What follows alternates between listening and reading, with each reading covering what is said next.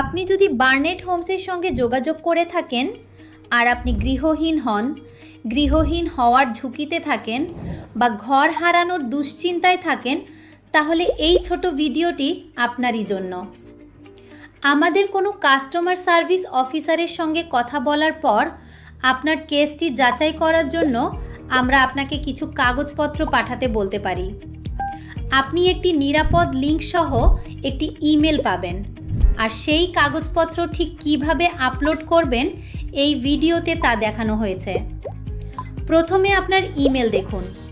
Spam বা jump ফোল্ডারটাও দেখতে ভুলবেন না। সেখানে আমাদের কাছ থেকে আসা একটি বার্তা পাবেন, যাতে একটি লিঙ্ক থাকবে। শুরু করতে লিঙ্কটিতে টেকটিতে ট্যাপ করুন। লিঙ্কটি আপনাকে সাইন ইন স্ক্রিনে নিয়ে যাবে। আপনার ইমেল ঠিকানা লিখুন, তারপর নেক্সট বোতামে ট্যাপ করুন। প্রথমবার সাইন ইন করার সময় আপনাকে একটি পাসওয়ার্ড ঠিক করতে বলা হবে। স্ক্রিনে দেখানো নিয়ম মেনে একটি পাসওয়ার্ড বেছে নিন, সেটি আবার লিখে নিশ্চিত করুন। তারপর সাবমিট বোতামে ট্যাপ করুন। ব্যাস, আপনি সাইন ইন হয়ে গেলেন। হোম স্ক্রিনে হোমলেসনেস রিডাকশন অপশনটি বেছে নিন। সেখানে আপনার কেসে বর্তমান অবস্থা আর একটি মেনু দেখতে পাবেন। Things you need to supply, আপনাকে যা যা জমা দিতে হবে অপশনে ট্যাপ করুন। এখানে আমরা যে কাগজপত্র চেয়েছি সেগুলোর তালিকা দেখা যাবে, যেমন আপনার পরিচয় ও ইমিগ্রেশন স্ট্যাটাসের প্রমাণ, আপনার গৃহহীনতার প্রমাণ, আর একটি স্বাক্ষর করা ঘোষণাপত্র। কোনো কাগজ আপলোড করতে আপলোড ডকুমেন্ট বোতামে ট্যাপ করুন। তারপর চুজ ফাইলস অপশনে ট্যাপ করে আপনার ফাইলটি বেছে নিন। আপনি একটি স্পষ্ট ছবি অথবা একটি পিডিএফ আপলোড করতে পারেন। ফাইল বেছে নেওয়া হয়ে গেলে সেগুলো এখানে দেখা যাবে। কাগজের সঠিক ধরনটি বেছে নিন, তারপর আপলোড বোতামে ট্যাপ করুন। এবার কয়েকটি ছোট পরামর্শ, যাতে আমরা দেরি না করে আপনার কেস নিয়ে কাজ করতে পারি। খেয়াল রাখবেন ছবিগুলো যেন স্পষ্ট হয় ও সহজে পড়া যায়, আর কোনো অংশ যেন কাটা না পড়ে। কিছু কাগজপত্রে আপলোড করার আগে দেখে নিন সব পাতা আছে কিনা, সেগুলো ঠিক ক্রমে সাজানো আছে কিনা, কোনো অংশ কাটা পড়েনি তো। তারপর ফাইলটিকে একটি স্পষ্ট নাম দিন, যেমন পাসপোর্ট বা ব্যাংক স্টেটমেন্ট জানুয়ারি 2026। প্রতিটি কাগজ আলাদা পিডিএফে রাখুন। সব কিছু একটি ফাইলে না রেখে পাসপোর্ট একটি ফাইলে, ব্যাংক স্টেটমেন্ট আরেকটি ফাইলে রাখুন। অনুগ্রহ করে প্রতিটি ফাইলের আকার 20 মেগাবাইটের কম রাখুন।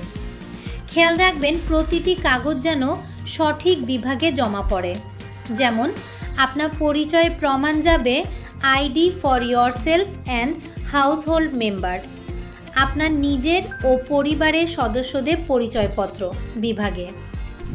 আমরা যে কাগজপত্র চেয়েছি তার প্রতিটি পাঠানো খুব জরুরি।